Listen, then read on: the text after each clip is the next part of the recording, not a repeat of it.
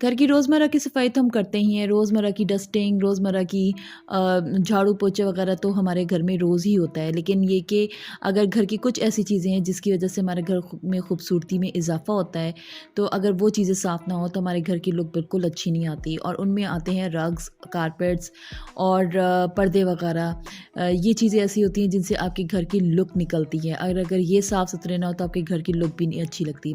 तो आज के व्लॉग में मैं अपने घर के रग्स और कारपेट की सफाई आपसे शेयर करूंगी, और किस तरीके से मैं करती हूँ वो भी आपसे शेयर करूंगी। तो लेट्स स्टार्ट द वीडियो।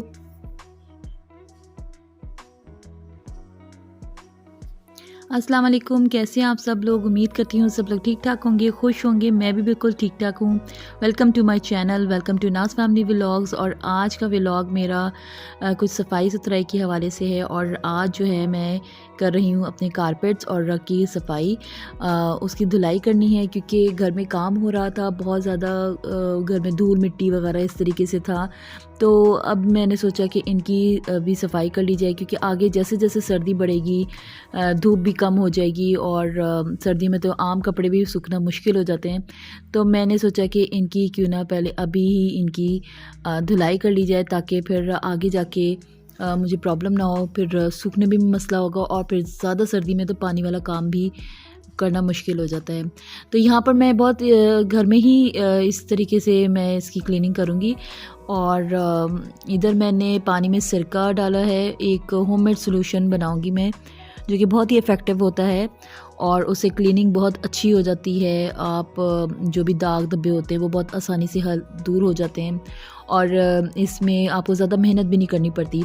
इधर मैंने पानी में सिरका ऐड किया है, और बेकिंग सोडा ऐड किया है, और सर्फ डाल दिया है। अगर आप लिक्विड सोप डालना चाहें तो लिक्विड सोप भी डाल सकते हैं, और शैम्पू डालना चाहें तो शैम्पू भी डाल सकते हैं। लेकिन मैंने यहाँ पर सर्फ ऐड किया है। अभी मैंने ये, आप इसकी कंडीशन देख सकते हैं, काफ़ी ये गंदा हो रहा है। और इसके ऊपर मैं ये सारा जो मैंने सॉल्यूशन बनाया है वो मैं डाल दूँगी, और डालने के बाद इसको कम से कम 1 घंटे के लिए मैं छोड़ दूँगी, ताकि जो भी इसकी जो अंदर तक मिट्टी वगैरह है ना, वो सारी अच्छे तरीके से ऊपर आ जाए, और इसका जो भी सॉल्यूशन का जो असर है वो अच्छे तरीके से कारपेट में चला जाए, ताकि वो मीठा सोडा और सिरके की वजह से इसके सारे स्टेन्स वगैरह थोड़े नरम पड़ जाएं। तो स्टेन्स तो इसमें ऐसा सच कुछ नहीं है, लेकिन ज़ाहिर है फिर भी बहुत मिट्टी वगैरह होती है तो बहुत ही अकड़ सा जाते हैं इसके। जो रग के बाल वगैरह होते हैं वो इतने स्मूथ नहीं रहते, तो वो साफ़ पता चलता है कि आपका कारपेट कितना गंदा है और कितना नहीं। तो अभी ये मैंने इसके ऊपर ये सारा स्प्रेड कर दिया, और इसको 1 घंटे के लिए मैंने छोड़ देना है। और 1 घंटे के बाद मैं इसकी रबिंग स्टार्ट करूँगी, और फिर मैं आपको दिखाऊंगी। आपको वाज़ेह फ़र्क नज़र आएगा कि इसका कितना अच्छा ये साफ़ हो जाएगा। अभी यहाँ पर ये मेरा बेटा भी मेरे साथ लग गया है, और इसको बहुत शौक़ है पानी का। भी कोई भी काम होता है तो ये मेरे साथ ज़रूर मेरे साथ हेल्प कराने के लिए आ जाते हैं, और साथ मेरे इस तरह से काम कराते हैं। तो मैं भी मना नहीं करती कि बच्चों में चले ये छोटी छोटी चीज़ों की ना आदत होती है। इस तरीके से बच्चे थोड़े मोटिवेट होते हैं, उनको थोड़ा सा तरीका आता है, थोड़ा सा उनको पता चलता है कि घर की किस तरह से केयर करनी होती है, किस तरीके से। तो मैं बच्चों को मना नहीं करती, बल्कि बच्चों को अपने साथ अटैच करवा लेती हूँ। बस सर्दी की वजह से थोड़ा सा मुझे ये था कि तबीयत ना अपसेट हो, तो मैंने इसको ज़्यादा लगने नहीं दिया। लेकिन फिर भी मेरे साथ ये पूरा टाइम जो है ना, ये मेरे साथ ही अटैच रहें और मेरे साथ हेल्प कराते रहें। तो अभी यहाँ पर आप देखें कि मैंने सर्फ़ भी बहुत ज़्यादा नहीं इसमें डाला। आपको बहुत ज़्यादा सर्फ़ डालने की भी ज़रूरत नहीं पड़ेगी, और बहुत ही ना ही मैंने इसको बहुत ही दबा दबा के, या बहुत ही 3-4 दफ़ा या 2-3 दफ़ा मैंने इस पर कोई सर्फ़ डाल के और इस तरीके से इसको बहुत ज़्यादा रगड़ाई नहीं की, क्योंकि ज़रूरत ही नहीं। इसमें जो सिरका और आपने मीठा सोडा डाला है, उसी से इसका इतना इफ़ेक्टिव जो सॉल्यूशन बना है ना, उसकी वजह से आप देखें कि इसमें कितना अच्छा सफाई हो रही है। और बिल्कुल भी मुझे कोई इसको डबल इसको ब्रशिंग नहीं करनी पड़ी, कोई इसको ज़्यादा मुझे इस पर सर्फ नहीं डालना पड़ा, कुछ भी नहीं करना पड़ा। और ये सिंपल मैंने छोटे ही ब्रश से, जो कपड़े धोने वाला ब्रश होता है, उसी से मैंने ये सारा जहाँ जहाँ से मुझे लग रहा था वहाँ वहाँ से मैंने किया। और आप देखें कितनी इसमें से मैल निकल रही है, सारा मिट्टी वाला पानी वगैरह निकल रहा है। तो अभी ये मैं इसके रगड़ाई कर रही हूँ। अभी ये छोटा ये और ये कारपेट इतना ऐसा है भी नहीं कि बहुत ज़्यादा आप कह लें कि ये यूज़ में नहीं है। मेरे कमरे का ही कारपेट है ये, रग है जो एक साइड पे ही रहता है। और अगर इसी तरीके के बड़े रग्स हों जिसमें बहुत ज़्यादा स्टेन्स वगैरह हों तो उसको भी आप इस तरीके से इस सॉल्यूशन में आप मज़ीद शैम्पू ऐड कर लें, या फिर एक और आता है धोबी सोडा आता है, वो बहुत अच्छा होता है इस तरह की क्लीनिंग के लिए। तो वो भी आप कर सकते हैं। लेकिन मेरे कारपेट्स अल्हम्दुलिल्लाह इतने ज़्यादा गंदे नहीं थे, बस ये कि घर में जो रेनोवेशन वगैरह हुई थी उसकी वजह से काफ़ी मिट्टी मिट्टी हो रही थी। तो आप ये देख लें कि अभी भी ये इसमें से अब साफ झाग निकलना शुरू हो गई है और इसकी जितनी भी मैल और जितनी मिट्टी थी वो सब निकल गई है। हम लोग जब इस घर में शिफ्ट हुए थे तो यहाँ पर हम लोगों ने शुरू में शिफ्टिंग के जब हम लोगों ने घर वगैरह सेट किया था तो हम लोगों ने जो प्रोफेशनल क्लीनर्स होते हैं उनको बुलाया था। तो आप यकीन करें कि उससे बिल्कुल भी सेटिस्फाइंग क्लीनिंग नहीं मुझे लगी और उस पे पैसे भी बहुत ज़्यादा लगे थे। सोफ़े कुछ बेहतर हो गए थे हमारे क्लीन, लेकिन हमारे कारपेट्स वगैरह मुझे बिल्कुल सेटिस्फेक्शन नहीं हुई। वो ड्राई होने के बाद भी कोई ख़ास उनमें फ़र्क नहीं आया था। तो इससे बेहतर है कि आप इतने पैसे भी लगाएं और इतना अपना जो है टाइम भी वेस्ट करें, तो उससे बेहतर है कि आप घर में ही इतने ईज़ी मेथड से और इतने अच्छे तरीके से आप खुद ही क्लीनिंग कर सकते हैं। बस ये कि आपको थोड़ी सी हेल्प की ज़रूरत होती है। यहाँ पर ये छोटा रग था तो ये मैंने और मेरे बेटे ने ही मिलके धो लिया, लेकिन जो मेरा बड़ा भी कारपेट होगा वो मैं अपनी मेड से धुलवाऊँगी, क्योंकि मेरे नीज़ में थोड़ा सा प्रॉब्लम है तो मैं नीचे बैठ के सफाई नहीं कर सकती। अभी भी मैंने आपने देखा होगा कि मैंने चेयर पे बैठ के इसकी सफाई कर रही थी, तो क्योंकि ये छोटा रग था और बिल्कुल पतला था और इतना हैवी भी नहीं था, तो इसकी सफाई मैंने खुद कर ली थी। बाकी दूसरे कारपेट की सफाई मेरी मेड करेगी, उसके साथ मैं उसकी हेल्प ज़रूर कराऊंगी, लेकिन उसकी सफाई वो टोटली मेड ही करेगी। तो अभी आप यहाँ देखें ये इसमें अभी से ही कितना अच्छी साफ़ सुथरी लुक आ गई है और ये अभी जब ड्राई होगा तो और भी बहुत अच्छा साफ़ सुथरा लगेगा। अभी पानी के साथ भी इसके कलर आप देखें, सारी कितनी मैल आपको नज़र आ रही होगी, कितनी मैल निकली है इसमें से, और ये बिल्कुल माशाल्लाह साफ़ सुथरा अल्हम्दुलिल्लाह हो गया है और बहुत इजी और बहुत इसको पानी से अच्छे तरीके से ज़रूर वॉश किया करें, क्योंकि अगर अच्छे तरीके से पानी वॉश नहीं करेंगे और सर्फ वगैरह नहीं निकलेगा तो ये फिर जो है ना कारपेट अकड़ जाते हैं और फिर बहुत ही खुरदरेपन इसमें आ जाता है और इसके जो जितने भी बाल वगैरह होते हैं वो सॉफ्ट नहीं रहते। तो कारपेट के अंदर से जितना भी सर्फ और पानी है वो अच्छे तरीके से निकाला करें, ख़ासकर सर्फ, ताकि ये इसके जो है ना इसमें सॉफ्टनेस रहे और जब आप इसको कमरे में डालें तो एक इसकी अच्छी लुक आए।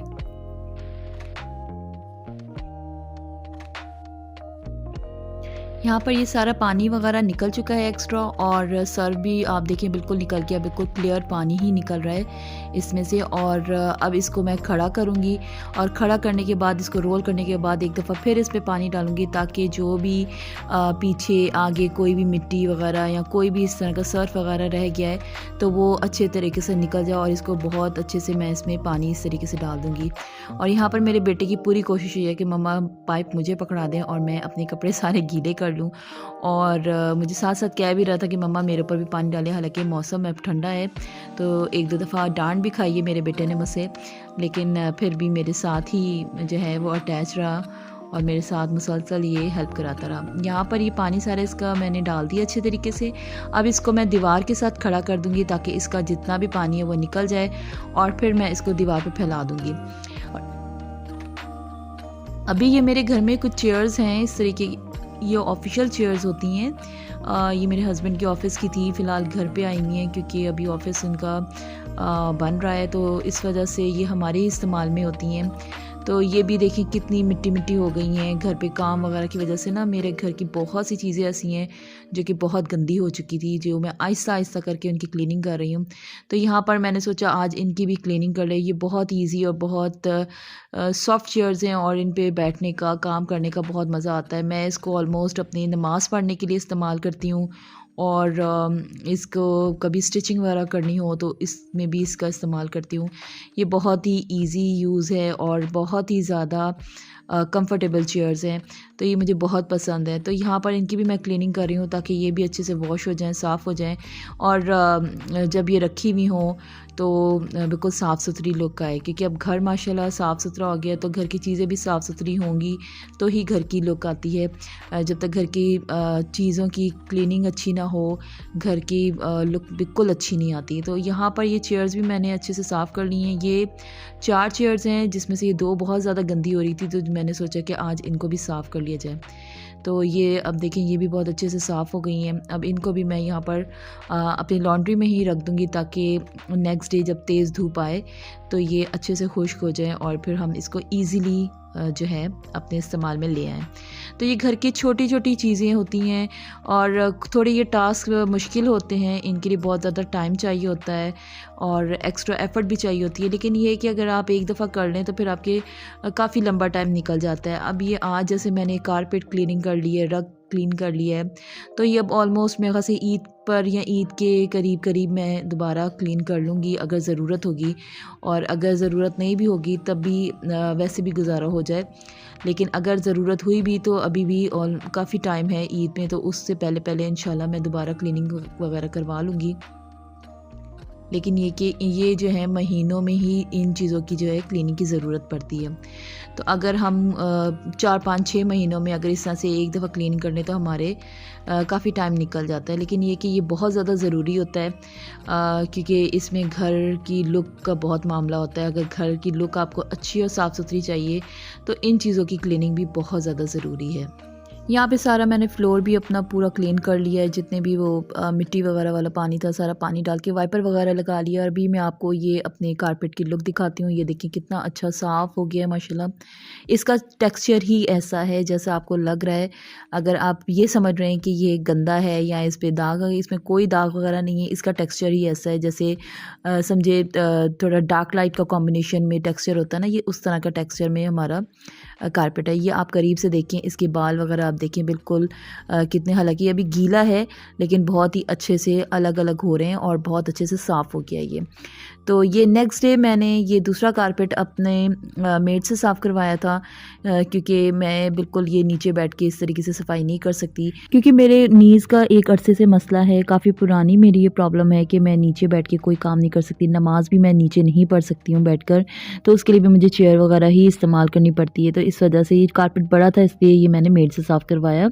तो अभी यहाँ पर आप देख लें ये कारपेट भी बहुत अच्छे से साफ़ हो रहा है। उसी सोल्यूशन से मैं इसको साफ़ कर रही हूँ और बहुत अच्छे से इस पर मैंने सर्फ वगैरह सारी चीज़ें हो गई हैं। अब ये ब्रशिंग हो जाएगी इसमें, तो ये बिल्कुल नीट और क्लीन हो जाएगा। और इस पर भी उसी तरीके से काफ़ी ज़्यादा सा पानी डाल के और दोनों साइड से, पहले सीधी साइड से फिर उल्टी साइड से पानी डाल के मैं इसको वॉश करवा दूँगी और फिर इसको उसी तरीके से रोल करके खड़ा कर देंगे हम।